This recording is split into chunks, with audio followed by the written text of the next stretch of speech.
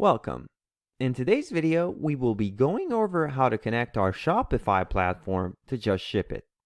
After we have logged into our JustShipIT account, in order to have our Shopify platform connected, we will have to go to Settings, and under Settings Platforms, we click on Add Platform, and then we click on the Shopify icon, which sends us to the page where we will have to give our Shopify platform a name, enter in the website URL, and copy over the Shopify API credentials that we will have to generate by authenticating the JustShipIT app with Shopify.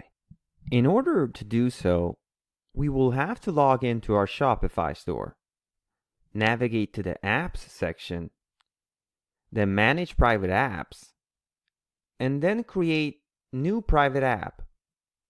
We will have to give the app a name, in this case, JustShipIT, and then under Emergency Developer Email, we can keep our own email.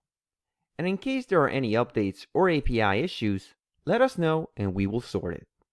Next, under API permission, let's make sure we have read and write access enabled. And then on the bottom, we click Save.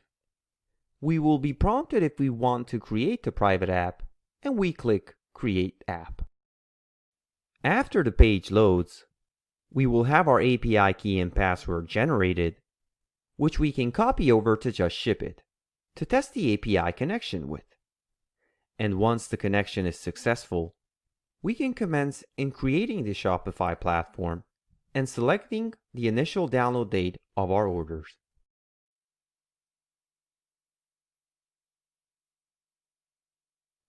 That was all to it.